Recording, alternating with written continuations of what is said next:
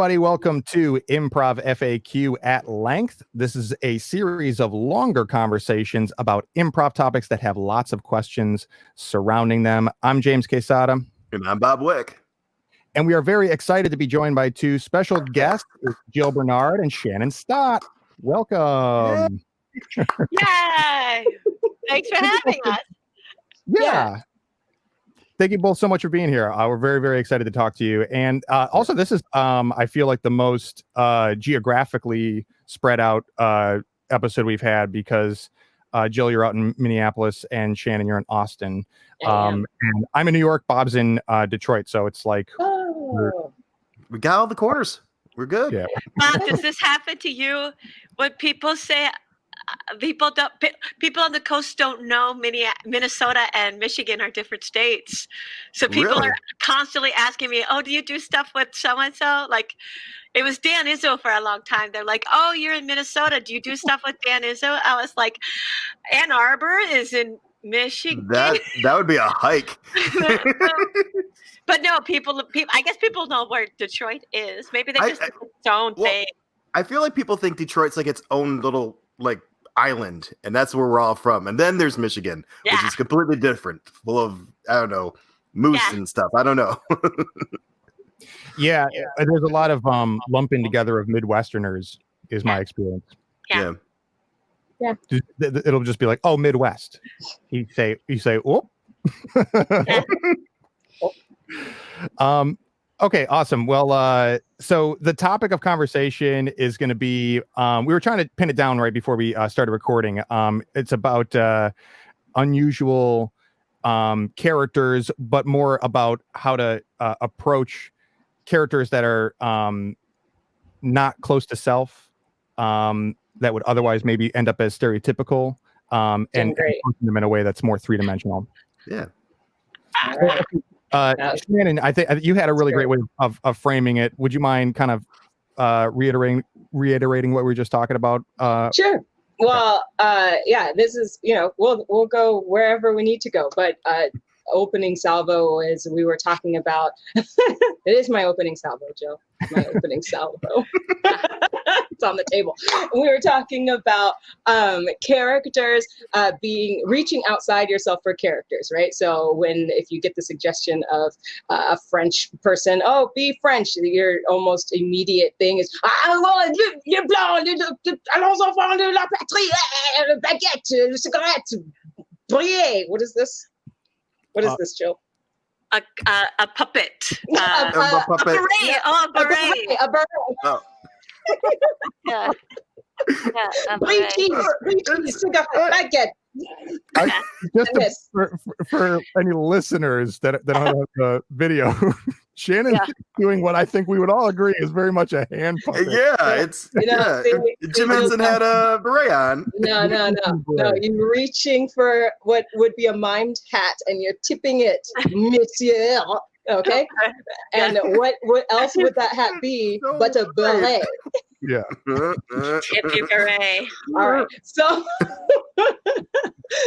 that is the character we go to, right? We say all the things that we can get out, the baguette, the beret, the brie cheese, the cigarette, and ha ha ha. But that character is difficult to sustain over a long period of time because it has nothing to do with you. So you're not only are you just playing a trope and being sort of stereotypical, borderline, or real borderline, it's hardly sustainable because it's so far away from who you are or anyone you actually know. So if you are given a character, or you're given a suggestion like French person or whatnot, or that's who you come on stage and you choose to be, if you can find in yourself somewhere a person that you know who is French. Do you know a person who is French? Have you ever seen a person who is actually French? And or can you reach inside yourself and say to yourself, if me Shannon was French, what would I be like? I'd probably be close to myself, maybe with a French accent, and I might say things like, "This is not a puppet; it's a beret." Okay. But this is easier to sustain. It's easier to sustain. Yeah, I'm so glad to unpack this conversation because for a number of reasons. One, it's a question that comes up a lot when we ask for question submissions from the community. One of the most common ones about character work is about keeping characters 3D and also sustaining characters. And another reason that I'm really excited to talk about it is because character work is not, I wouldn't call my forte. And the more that I have conversations with people who do really gravitate toward character work, the more I understand that like it's not my expertise. So I love hearing insights from people who strongly connect with it because it helps me as much as anyone else. Yeah, it's a whole life. Like, come. I'll be right back. I'm so sorry. Well, what stinks about that is I was just gonna say, like, Jill has an amazing ability to play in her one person show, right? She has a slew of characters. Yeah. She has all these characters that she brings out, and the thing is that she's able to remember them, sustain them, and give the audience a real life connection to those characters. We really like them, we really hate them, or we cheer for them, whatever. But if you've ever seen her show, she's not doing anything very far away from her. Right? She's not like, even if her accent changes a little, it's not a caricature. These things, these characters that she's bringing out aren't caricatures. She really is like, this is this person's point of view. This is this person's want in the world. She sustains those characters in her body. And even if you're playing, a short form game and you're picking a character, if you can take a note out of Jill's one person show page, it's like, to sustain, how can you choose a character? How can you become instead of trying to be or trying to act like? Yeah. No, I like that. Yeah. It is also so funny that she's not here. I know. Let's talk about her more while she's not here. But I agree, and that really is like I feel very comfortable playing like the straight character, and sometimes I will have what I feel is a strong character with like just like a strong three-dimensional character that I feel like is not me, but I don't know, I don't always have a handle on like what it is that's making it work. So are there things for like students that are interested in this type of character work, not just playing so close to self, but like balanced between, making strong choices, but keeping it real and three-dimensional?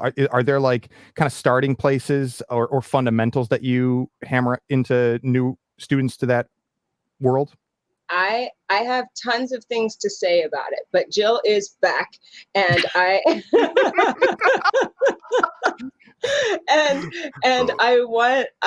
Jill, if you could, we were talking about Drum Machine, your one-person show. Well, I was away. Yeah, of course we were. Why wouldn't we do that? It was a perfect time. But I was saying that so I want to marry this question with Drum Machine, right? Because what you're asking, James, is do you have any sort of tips as to how to create a three-dimensional character, sustain a three-dimensional character? And I was saying, Jill, that in Drum Machine, the characters that you become aren't super far away from yourself. They're not caricatures. They seem to be three-dimensional people. Can you talk a little bit about how you would, tell people how to do that, or coach them how to do that? I believe in investing in the cartoon. If you look at the character, like my own background is from comedy sports, you too, which is very much like, right? Like because our scenes are so short, you don't need to have a character that you can live in forever. So I come from a background, actually, and then I've married it by thinking about some Commedia dell'arte and some Marx Brothers. So a lot of what I know how to do to create a character is exterior work.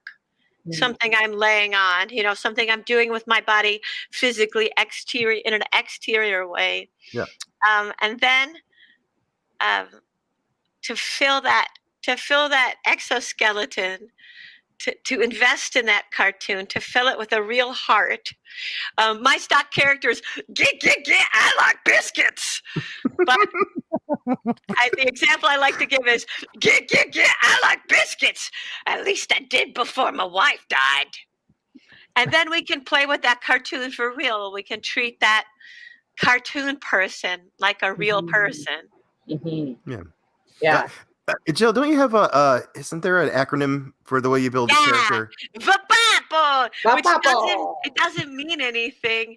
So whenever festival organizers just name the class VAPAPO, I always say to them, like, what would people be signing up for? It's an acronym for voice, attitude, posture, or physicality, depending on the day. Voice, attitude, posture, animal, prop, and obsession. As 6 little, like, grab a something, like grab a physicality, right? Base a character on that physicality, and then you get into the scene. Now, that's a theory I came up with.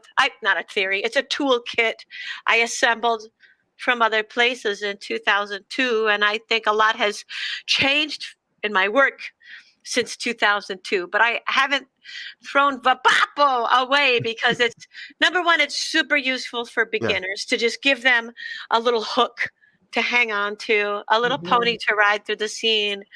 But then after that, it feels like all of those introductory things have a layer beneath them.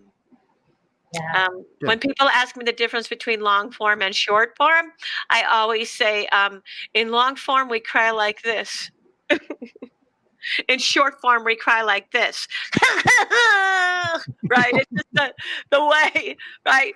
So you have to invest in the cartoon, to maybe play a character that has something that's just a thin veneer on the outside. Keith Johnstone says it's a Kleenex.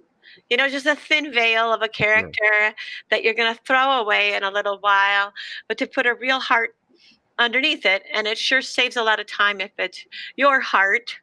I mean, this is auditioning for commercials too. If you have to audition for a 30-second commercial, there's not time to build a who, what, where backstory, 6-page character analysis. It's got to just be you with a thin veil of something. Yeah. And I like the idea. I like that thought, the idea of, if you're auditioning for something, both things are true, right? There's not enough time for you to reach out so far away from yourself that you can't sustain something because you don't know what that thing is. And there isn't enough time to really discover who you are. You don't have enough time for that, really.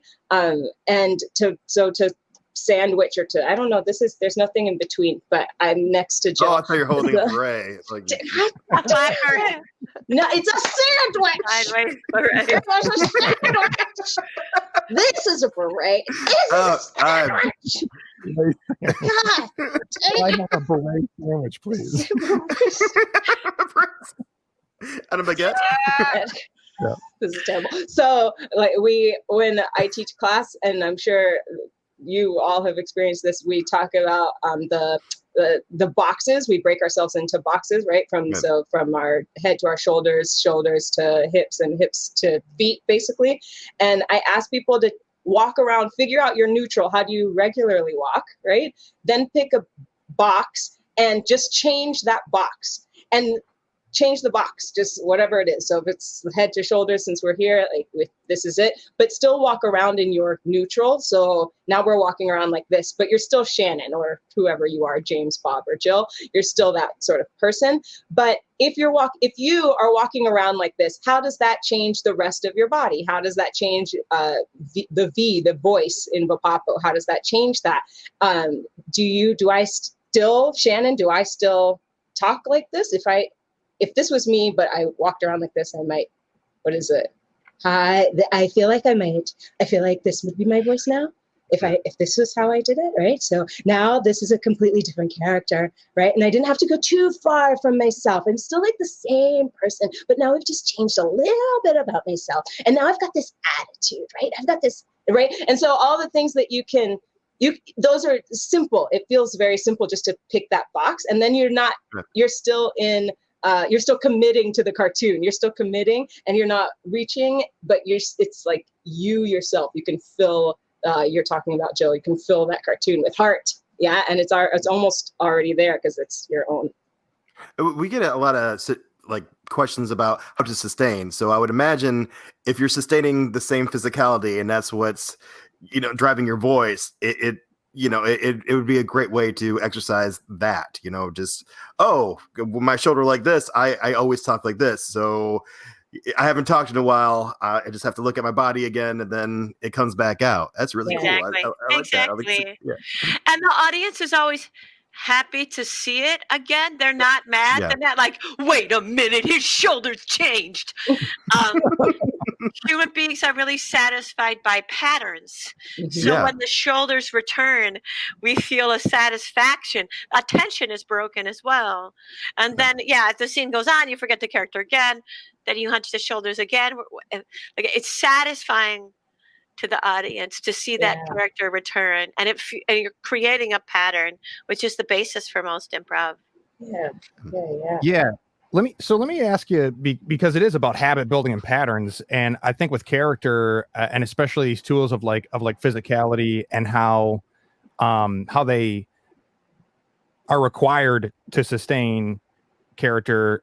I'm curious about how do you build that muscle memory? It seems one of the like with improv, it's often a challenge that because you're improvising, you don't get the same repetition, because you're always trying to make something new from scene to scene.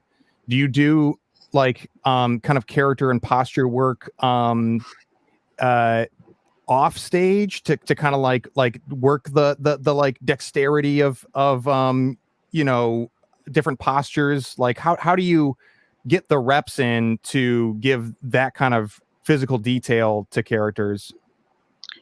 I sure did when I was starting out. I don't think I do it as much now, but I used to spend a lot of bathroom mirror time. Yeah. Oh, let's talk to all my college roommates. But now, there's something underneath it all, which is to believe in your own shit, to believe in it, to believe in your own make-believe. And if you believe in it, if I believe in these arms, then it's not as difficult to sustain. Now, there's a moment when you're beginning to improvise, when you're self-conscious about such a thing, and you're like, oh no, I look like a weirdo, and I'm getting tired. What a terrible choice. But if you believe in it, and you believe these are your arms, but I made a woman quit improv last year because I said to her in class, that's a perfect, everyone's face is perfect right now. I made a woman quit improv because I was trying to explain that you just have to believe in what you're creating, and you just have to decide to know that what is true. You have to decide to know the truth of this thing that you're creating. And she couldn't ever get past the hesitance of who are you? What are we doing? Why are we? Oh yeah. Me telling her you have to believe in your own shit made her quit improv. It just wasn't fun anymore. Because it's such a riddle to say that to somebody. Just know. What does that mean? What kind of fortune cookie BS is just know and just believe? Just believe in your. I don't know how to make people believe in things. My boyfriend tells this story about one day we were walking down the street and there was a slice of pizza on the ground, looking facing off of a pedestrian bridge. And I took a picture of it and I wrote, the pizza slice looks out over the city he is sworn to protect. And my boyfriend said, nobody else saw that pizza slice and thought that. Like nobody was like, oh, look at that pizza slice guarding the city. Everyone else was like, some asshole dropped their pizza slice. But so how to make your creativity roll all day long, how to believe in what you're doing all day long, never to have a moment when your brain is not sparking with creativity and believing in. That's why improvisers do bits nonstop, is because we're just making things up all the time, and we will always pretend things all day long. That's the discipline of it. Now, I will say that any kind of cross training you can do for your body is super useful, especially in the United States. We're not particularly physical improvisers. So if you have some dance, some physical theater techniques, I took a great series last year and I already forgot what it was called because I was so ill-suited for it. Everyone else was a professional dancer in college. And I'm this middle-aged improviser, like, yeah, whatever. But yeah, there's a lot of, any cross-training like that will help you. I think people who do a martial art have an advantage because they have an awareness of the boxes that Shannon is talking about. They have an awareness. There's always cross training. Yeah, that the thing you said about believing in your own shit, like that is such a it's like in my stomach because there is definitely a feeling of like, okay, so I'm gonna jump. So a white man asked me once, like, is it possible for me to, how can I be Black on stage? So was his question. And I was like, what do you mean? And he said then, well, I can't play your Black husband. And we had just come off a show together. He was like, I can't play your Black husband. And my immediate response was, why not? I play your white wife all the time. Like, right? And, like I do it all the time. In my, like, obviously I'm looking at you. I don't know. I play a white woman. It's fine. It's very easy. Now, why is it easy? Because I believe in the character that I am playing. I don't have to walk on stage and say, I'm a white woman. Like, I don't have to do that. And neither does that young man have to walk on stage and say, I'm now a Black man, or however Black men talk, I guess. But like, no, I said it's okay for me to watch that scene. It's okay for me to do it. Like, all right. So. I would watch that scene.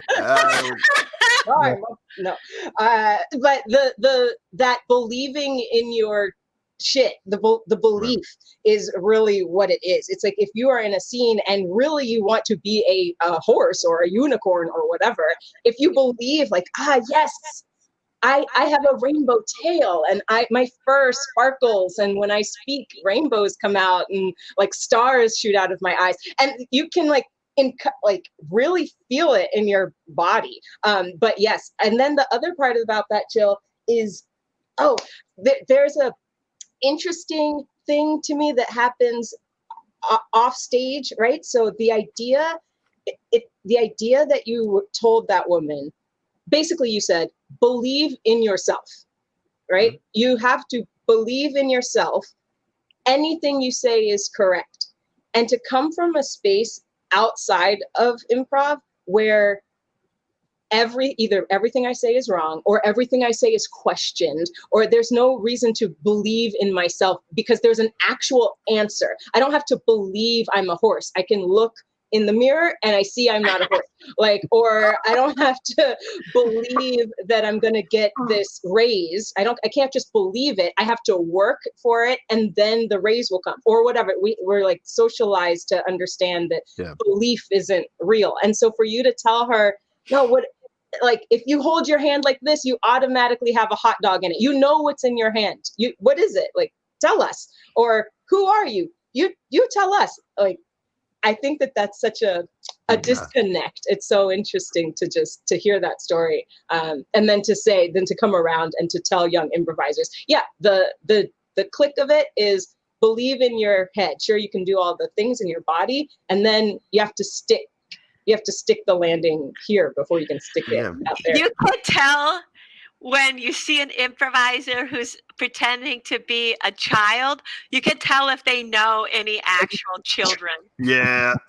Or teenagers. Teenagers get such a rough go in improv because they're always portrayed by people who either don't honestly remember what it's like to be a teenager, Right. or have no respect for teenagers, or have a teenager in their life that they're looking at through a very small, unfair window. Mm-hmm. Ooh, did you ever read A Very Small Unfair Window? It was such a beautiful book. But like, yeah, people. Is that real, or are you just believing your own shit? That's my own shit. Yeah, I love it. But like, yeah, you can tell when an improviser doesn't know any children. You can tell when an improviser doesn't know any teenagers, and you can tell when an improviser doesn't know any black men, or have never met and thought about someone in a sophisticated, layered way. Right. What's to say? Like, I once did I did a voiceover for a commercial, and then I saw the commercial, and the woman my voice was coming out for an Asian woman, and I listened to it, and I was like, "This is amazing," because that sounds like her voice. Right? It's just a woman's voice, a generic Midwestern woman's voice. So if I'm successfully playing an Asian character, I just did it, and they didn't even tell me that's what I was doing. Like, it worked. The commercial totally worked. The only thing that was unsettling was knowing that it was my own voice and not having it be my body on screen. Yeah. Well, it's also okay. So I think this is another common question that we get is just how to play characters respectfully, and like so I'm kind of wondering in this conversation of like you can tell when somebody doesn't know any children or know somebody who is the thing that they're acting to be. Like, what is the answer in the moment there? Do you just not try to put on an affectation of anything? Well, was that Shannon? I said, just don't do it. Is that? Yeah. So that's usually my answer. Yeah. How do you not do it? Like, if it's I guess it would have to be like really overtly set up to be something. But like, do you just then play it as close to self and kind of go ahead? Yeah, I like the only time I've ever the answer is don't do it. Like, I don't know what team you're on that's like, play an Asian man, like and maybe you are on like performing for people who are yelling that out at you, then the answer is literally to play yourself, right? Because the suggestion is now like play an Asian man. Your answer will be like, absolutely, I'm an Asian man. And then you turn and you're like, hi, may I have a cup of coffee? I mean, and so what the audience is looking at is like, oh, right. Okay, I'm an Asian man from Ann Arbor, Minnesota, and this is how we all talk in Minnesota. Minnesota, like there's and the paint is already there, right? So the audience gets two satisfactions, I think. And one is, oh, you're taking my suggestion. Great, it's taken. And now we can play a regular scene. Like James and I can play a regular scene. I can play an Asian man, and we can play a scene of James can play a black woman, and then we can just be in love. And really nothing changes about us. We just play two people who are in love. My voice doesn't change. My accent doesn't change. James isn't doing any of this, please God. And then like, we just are in love. And it's fine, unless James really like knows what he's doing, because he knows like, oh yeah, I can do that because my wife is black or whatever. And then God bless you. Hopefully your wife is like, that's okay. And there's a step that Shannon is referring to that we didn't directly address, which is in modern times, it's really beautiful to have a discussion as a troupe about how you'll handle issues like this, to talk about it, to not have it be thrown at you on stage. I think the moments when these things were thrown at you at stage and you suddenly had to decide, can I do a Barack Obama impression? Should I? Like that moment where it's thrown at you, I would like to mitigate and have two things happen: pre-show discussions and then like mid-show discussions. I'm in love with the idea of just like pausing the show for a moment. Literally. I was doing a drum machine where I had interviewed a member of the audience who's a sign language interpreter, and I was playing that character. And you could feel like a palpable tension in the room because so many people do offensive versions of sign language. Yeah. Like just offensive to everyone. And I paused the show and I said, there's a tension in the room as we're all waiting to see if I know sign language. I don't. I only know one sign. Thank you. So for tonight, every sign that you see in this show will be the sign for thank you, because I thank you for trusting me with your story. And so the whole night, all I did was thank you was every sign that I did in the whole show. Except mid-show, she taught me how to do turtle because it came up. I don't remember why. But like, just stop the show. To not power. I want to be done powering through. Yes. I've been improvising since the mid-90s, and you want to hear about powering through? Powering through was the 1990s. That's what we did. We made it through. And improv, I invented a policy in like 2002 in Drum Machine that if I ever had to play an Asian character, because the history that was being asked for required an Asian character, it would only have a New York accent, a ridiculous cliche New York accent. So every time ever in Drum Machine, when I've been asked to portray an Asian character, it's been a New York accent instead, because I think we can stop even in the moment and make an adjustment. I want to normalize, the word of the year. I want to make it okay to stop a show. Because you know what? Lorne Michaels is never coming to your improv jam to recruit SNL.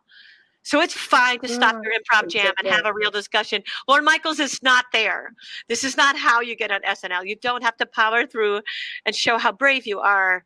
It's much braver to stop and say, I'm uncomfortable right now. I don't know why. Could we stop and redirect this somehow and go ahead and stop the show? There's no modern need to power through. So on that note, I was in a troupe called Twins with a white male who played me. So the idea was I played every character in the whole world, and then he played me, Shannon. And the trick that we used, so we would be going through any sort of, who knows, like being pulled over. Shannon would be pulled over by a cop, and I would be the cop, and I would be like, we would be having a scene, and we invented this technique of just pulling down our characters. So if he was uncomfortable or if he didn't know how I would react in such a situation, he would literally just like, hey, Shannon, is this what you would do? And I would be like, no. I would be terrified in this moment. You're way too calm. And are you okay? And he'd be, I'd be like, okay, all right, we can go now. He'd be like, okay, right. And then our scene, like, he can really take on a real thing. So in a real emotion, in the workshops I've been teaching. So I've been teaching this technique, and it's just been getting so much pushback, right? It gets so much pushback. Yes.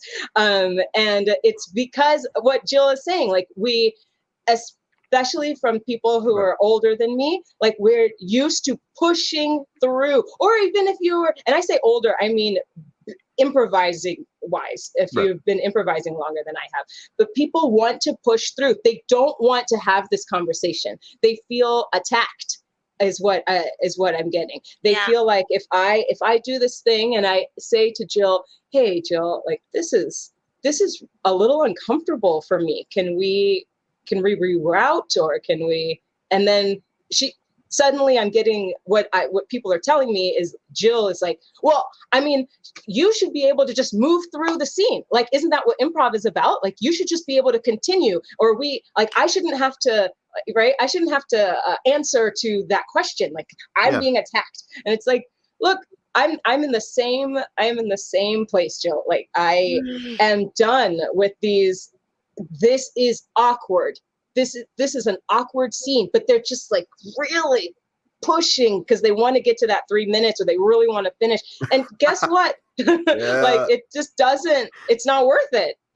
Because the thing is also you are a representation of the audience, right? Yeah. So if you at any given point are feeling in any way uncomfortable, you've got that like, right? These 90% of your audience, at least there are a few people in your audience who are also like, and they just don't want to see it. They don't want to see it. And if you don't address it, you're going to lose your audience. And that's a great, that story, Jill, is a great reminder, or a great illustration of that, right? That's like, you could feel it. You can feel people like, oh no, she's gonna, it's not, right? And you're losing them. You're just losing them. So just like legit, just tell them, stop your show, tell them, hey, look, like, this is what's happening. I don't know sign language. This is what I'm gonna do. Or, hey, look, I don't know any gay men, but so I don't feel comfortable playing one. So I'm gonna play me, or whatever it is that you're wanting to do. Yeah. But like, push your character away, or somehow, it doesn't have to be that, but somehow figure out how to talk to your partners on stage. Figure out how to talk to your partners on stage. I promise you're not going to break your show. Yeah. I love that. I'm very much in favor of it. The peaking down, and I don't know. To me, it's like the improv has such a high potential for being a learning experience, and just like everybody is witnessing something about the human experience in a very it's a sort of casual way, but we're putting ourselves through, the crisis of not knowing what's going on and figuring it out. And so especially the more relevant that those types of conversations become in our social growth, the more that it's gonna be warranted to bring the real people into a real moment of conversation. And I suppose it doesn't, in my mind, mean that it has to be like all of a sudden like a group therapy or group talk thing, but it should be honest. And any good improviser knows that honesty is comedy. Gold. Yeah. Mm-hmm. Well, I mean, part of the entertainment of an improv show is the characters and the story and everything, but the process is entertaining too. So if you can show the audience part of the trick, I think that makes you a better improviser, because then they're in on it. You brought them in that much closer. And I'm old school improv. I was taught like, you never break that fourth wall, because that's the thing that's protecting you from the evil audience.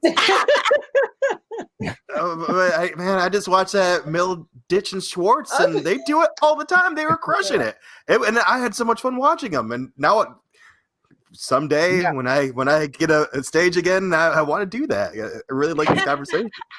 And there's pushback specifically from people who were brought up that there are no mistakes in improv. So like you were saying, Shannon, it feels like a smack on the nose to them. Right. If you say, could we not? And I want to help them navigate those waters, because to me, it doesn't feel like a mistake. It feels like a chance to show how much I love you. Yes. Yeah. I love you so much that I don't want to hurt you. And to me, God, how simple a redirect. Could it just be a simple redirect where instead of me feeling hurt, Yeah. instead just redirecting and doing us, because improv could be about anything. We have billions of choices of what to do in improv. Could I simply redirect and not have it feel like a punishment to have redirected? I don't know. I have a friend who started improv classes and then took a hiatus and came back, and in his hiatus was an incredible cultural shift. Like the Me Too movement happened while he was away. He came back to improv and it didn't look the same. And so for him, it's been super jarring, and it feels like a critique on him, and it feels like a punishment, and it feels like the freedom of improv that he got hooked on is gone. And I don't know how to explain that this is a different kind of freedom. This is a kind of freedom where I can show how much I care about my seed partners, how much I care about the audience, and how the world is changing all the time, and we can change in any moment and make any choice. We don't, like, freedom means something different. I've always like could it be fun for everyone? Right? Yeah. Could I make it so that everybody's having a good time and not just focus? I have an essay in my book that I threw out because it was so badly misinterpreted. It was an essay called no, that's not the one I threw out. I threw out a different one. I kept this one, I think. The concept of it's always your turn. Like it's always your turn. And I wrote that for people who are shy and who are hesitant in improv. But if you teach that tool of it's always your turn to certain groups of people, it's like giving Red Bull to someone who already had a 5-hour energy drink. Like, you don't need it. Yeah. But I want to rethink about the idea of it's always your turn and think about who the your is. Is it the plural your? Always y'all's turn. Am I thinking about us holistically? It's all of us together right now. Yeah, I just did I haven't released it yet, but I just did a video talking about supporting how to make space, right? So this idea of it's always your turn, it's always your turn, living with the idea of creating space is difficult when, like you were saying, when you give that idea to people who don't need the permission to go ahead. But in this, what I was talking about was, I think that those people specifically misinterpret that in order for them to make space, they have to delete themselves. So what you get is people like, fine, like they're like, I guess if making space is just me not getting on stage, I just won't get on stage. And it's like, no, making space doesn't have to be about deleting yourself, but it does have to be about, you can still get on stage, but create, it's the same, we're talking about these characters, right? Can you think of a world where both of us can live? The thought process I have is, if somebody gets on stage, that's always on stage, right? Their MO is they're the first person on stage. And whatever it is that they do, they like to build the world. They like to be the first person. They like to be the character. Sure, that person, go ahead and get on stage first. But in order to invite me on stage, you don't have to call me out specifically. You don't have to say, hey, Shannon, come on stage with me. I know you never get on stage first, come on stage. But you can say, hey, Auntie, the chitlins are ready. Right? That opening, that like, oh, you said, hey, Auntie, the chitlins are ready. Now, that's something, not everybody can say that, right? But like,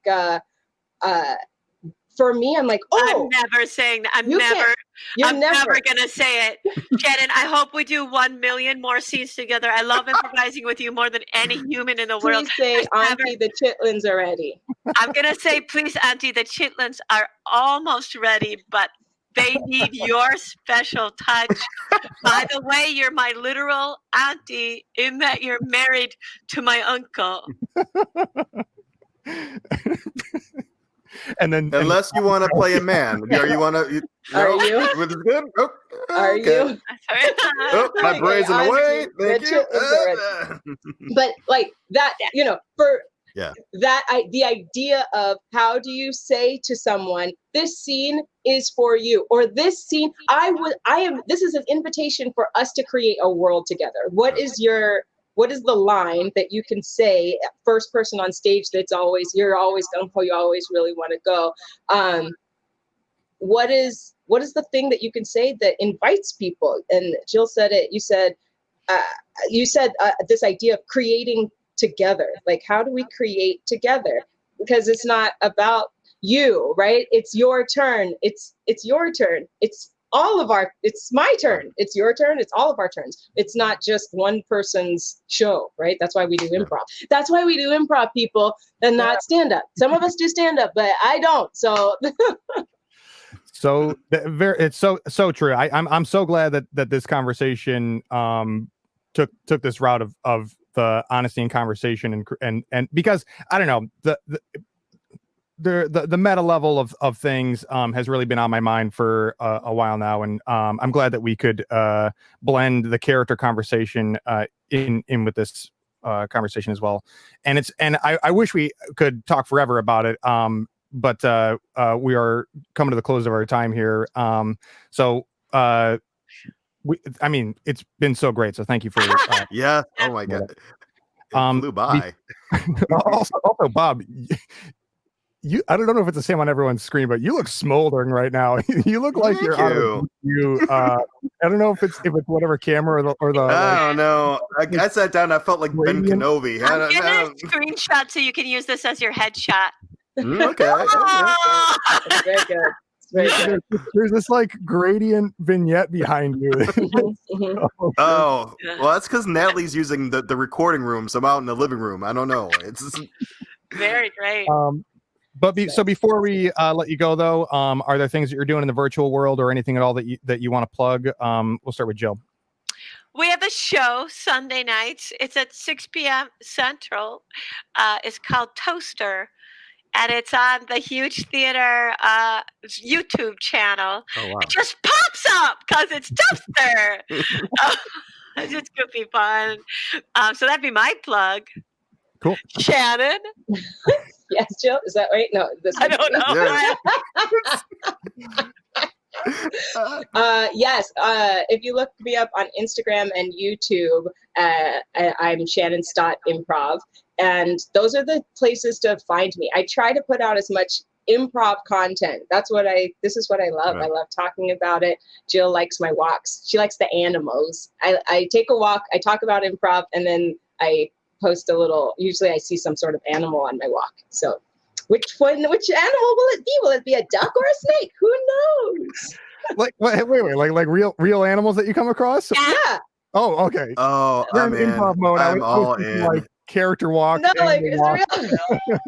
I thought the same thing. It's the best. It's great. You get some improv, and then you get like a real life, whatever I came across on my interesting walk. There's lots of stuff. That's so awesome. Okay, well, we will link those both of those things in the description. And again, thanks so much for being here and having a great conversation. Yes, this was Thanks, Bob. Absolutely the best. Thank you. And we are Improv FAQ on YouTube and Facebook. We're also a podcast. All the most current and complete content is going to be on YouTube. But if you are in the podcast world, we just recently got caught up with all of our episodes there, so you can now find us as a podcast. Thanks so much for joining, and we'll catch you next time on Improv FAQ at length.